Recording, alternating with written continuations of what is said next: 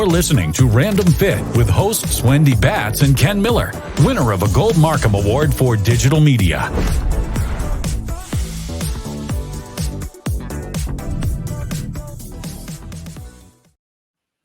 Hello, all you amazing people joining us today on Random Fit. I am Wendy Batts here with my friend and co-host, Ken Miller.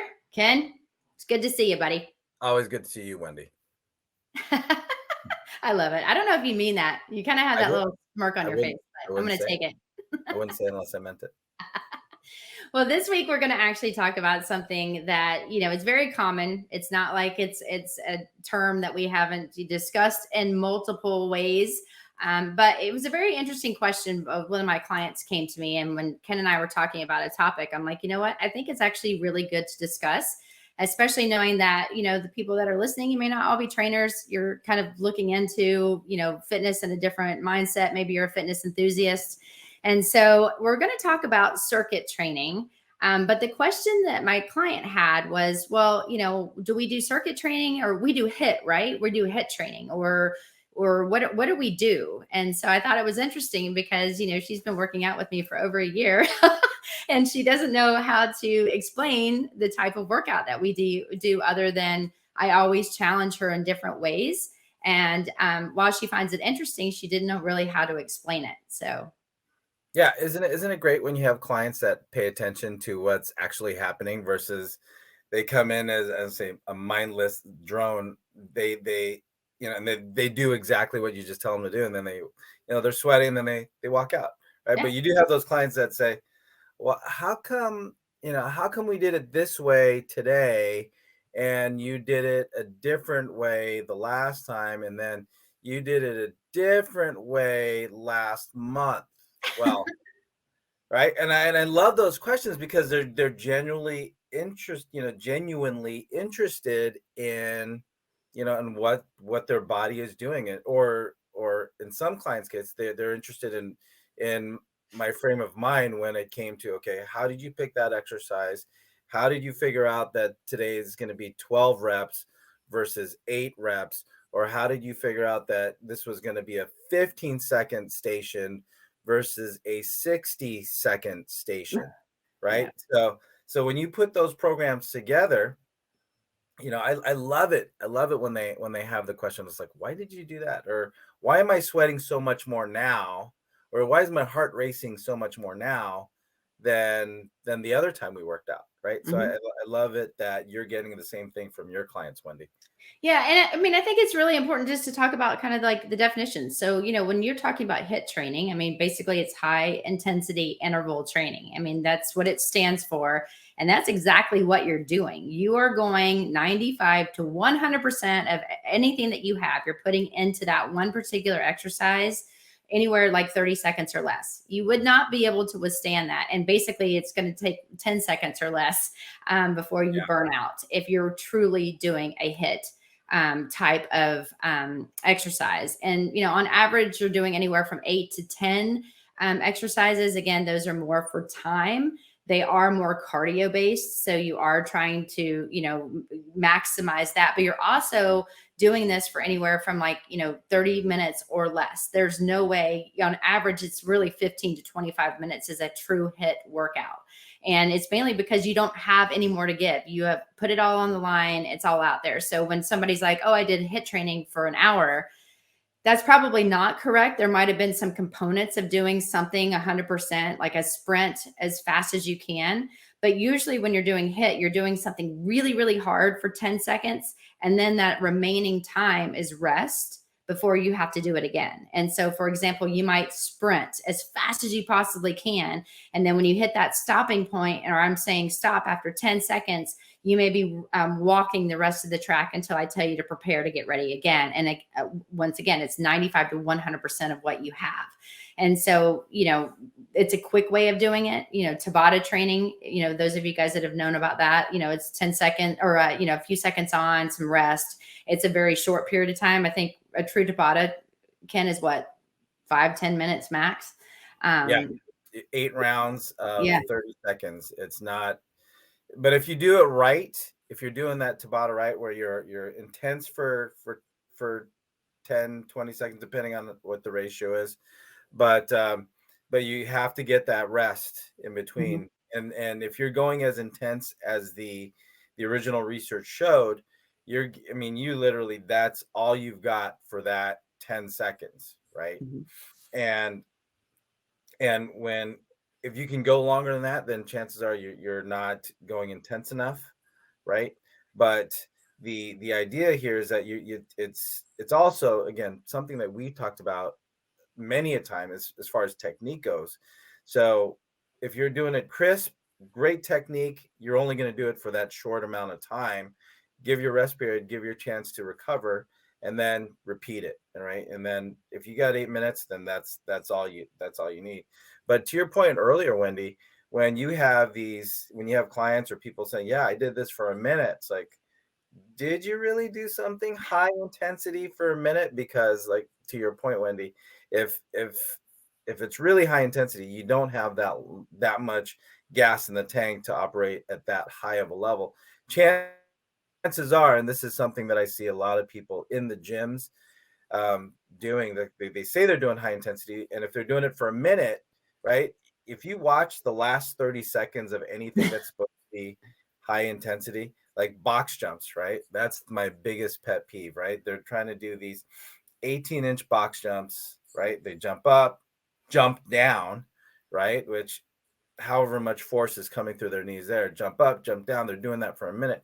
And, the first three or four might look good, but then the next 30 seconds, it's just, you just feel bad for the people, because it's just, you think, man, if you're not hurting now, a month from now, 3 months from now, something is going to happen. And some it doesn't, some it does, but it's just, you're not doing yourself any favors if you're drawing out. Again, if the topic right now that we're talking about is high intensity, if you're doing something for a minute, and if you're thinking, no, I'm doing box jumps for a minute, it's like, no, you're basically crawling onto a box and jumping down. At And 95 to 100%, it would be very difficult to do that for a minute. So yeah, again, so but I think that's what, today on Random Fit, Ken Miller and myself, Wendy Batts, we're talking about circuit training. So far we just wanted to define where some confusion lies, because people start talking about HIIT training, and again, we went through, talked about HIIT training and what that is.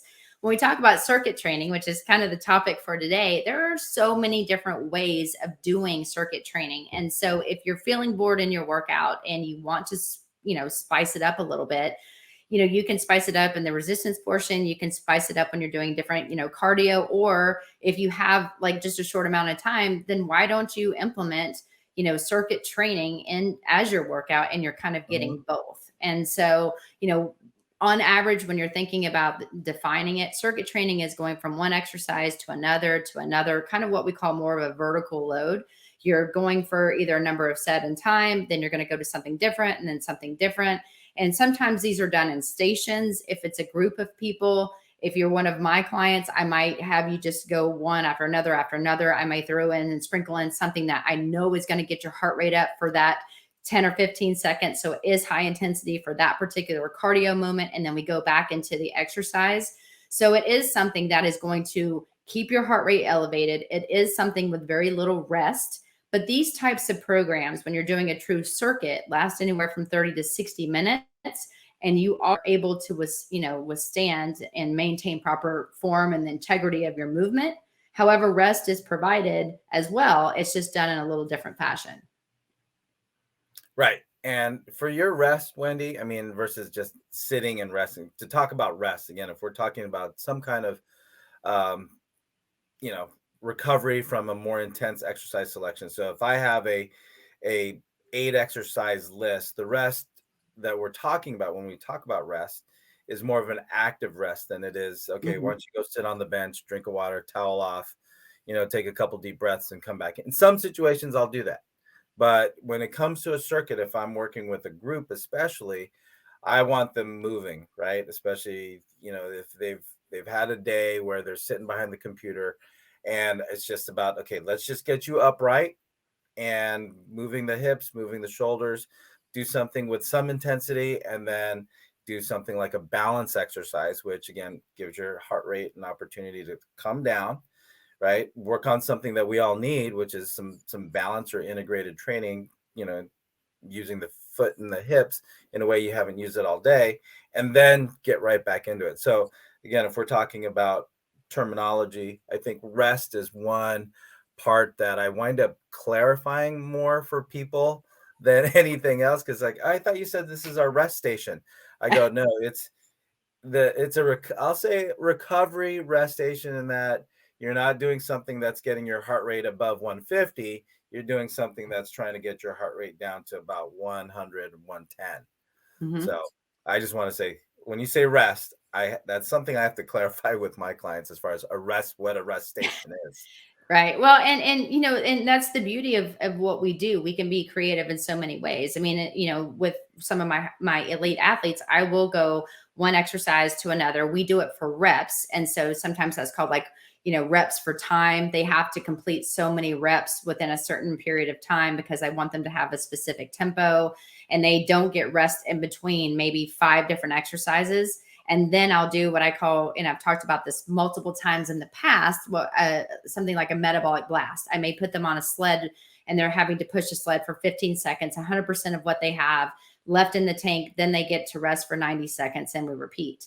Again, that's more for someone that's very conditioned. I would not necessarily do that for one of my more sedentary clients or someone that's beginning exercises. Because rest is important in order to, form is more important. The quality of movement is more important than the number or the amount of time. But, so you need to think about, what is it that you're doing now? And then how can you change it up? So you can do it, like I just said, exercises and then, some type of blast and then a full rest. You can do like Ken just suggested, doing things in, kind of a circuit fashion and then doing active recovery. But then I think it's also important too, when we're talking about, something like, you've got, oh gosh, there's so many different ones. You can do numbers, so they have to complete 20, they go to another one and complete 20, they go to 20, and they're just going from one station to another, and they're doing as many rounds as they possibly, can. And then they're seeing how many times they can get through that circuit. That's one. So when we talked about a timed workout, that's what we mean. There's also, weightlifting. So we've got something that is really no time. It's all about, are you trying to get maximal strength? Are you trying to get hypertrophy, which means growing in size? And if you're trying to do that, you're only doing 8 to 12 reps. You're resting, and then you're going to go and do that same exercise again. So that's what we call more of a horizontal load. And then we've got something called EMOM. So EMOM, I was like, oh, well, that sounds pretty fun. Like, does that mean like, something online? No, EMOM stands for every minute on the minute. So you're performing specific exercise at the start of every minute for a particular amount of time.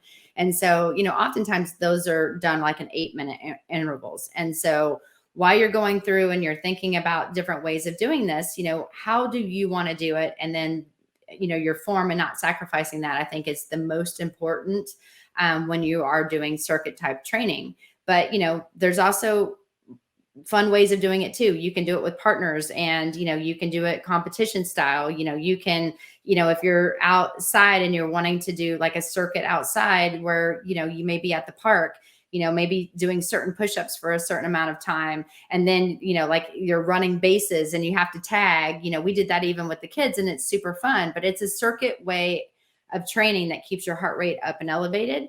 And, so it doesn't matter if you're doing EMOM, it doesn't matter if you're doing every rep, it doesn't matter anything. It's more of what are you doing, what's fun, and how are you changing up your workout? Yeah.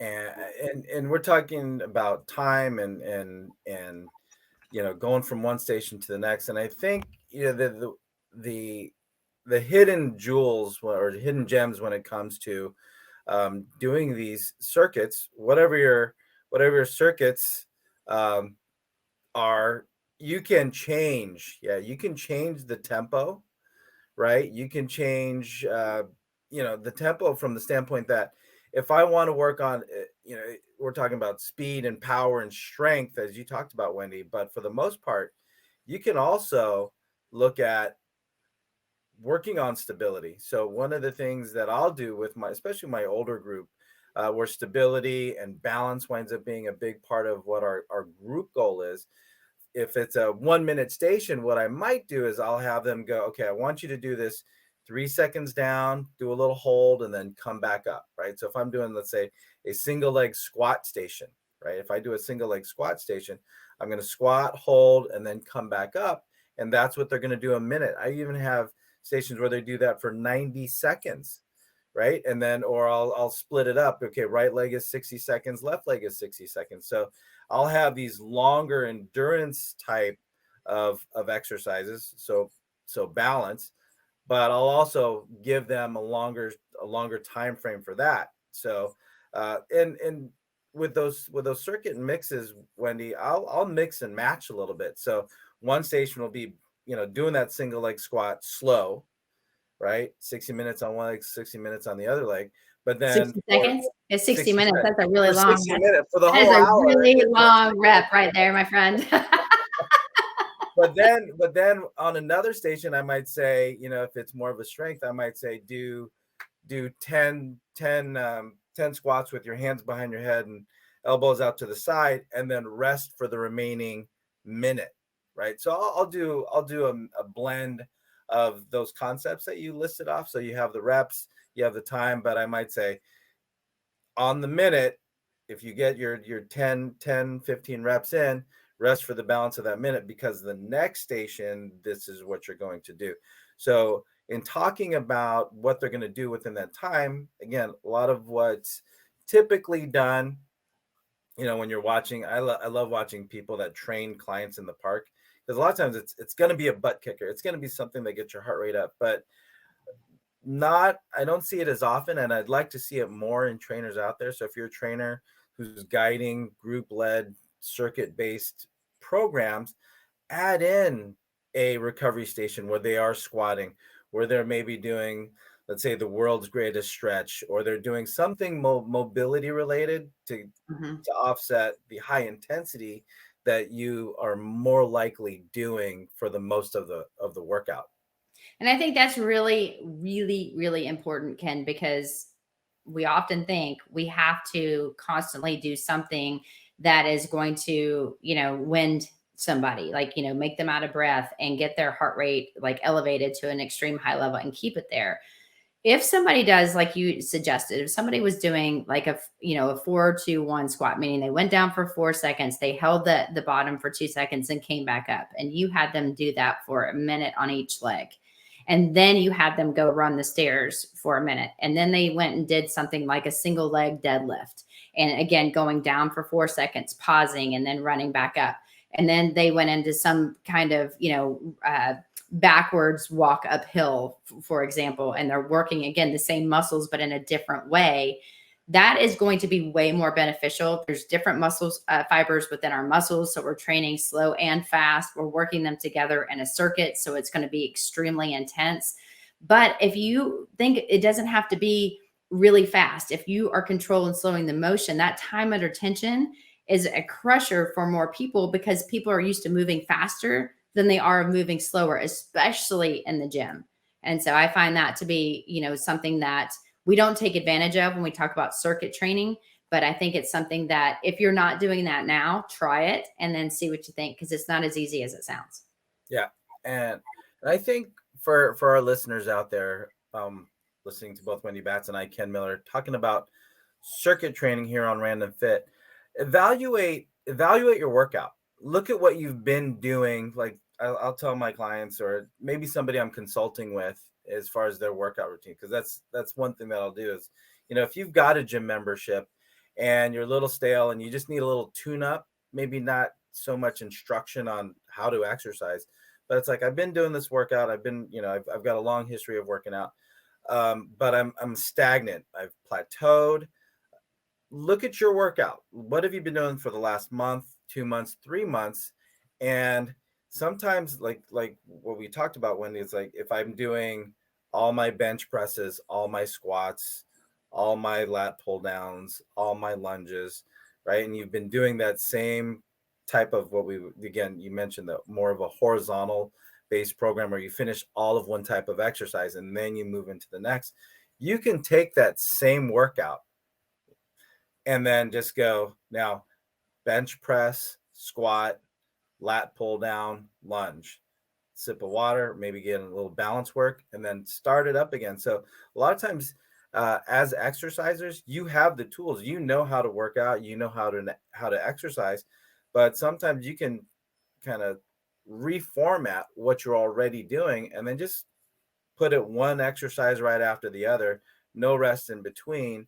But now the challenge being, if you have a gym membership or you like to work out at 5 o'clock when the gym is its busiest, the challenge winds up being is accessing the space or the equipment to do an exercise circuit, right? So if you did the exercise I'm talking about, bench press, lat pull down, you're going to do a squat, right? Let's just assume that's in a squat rack, or lunges with dumbbells. Now you need to access a bench press, you need to access a lat pull down, you need to access a squat rack, and you need to access, let's say, 40 pounds for your lunges.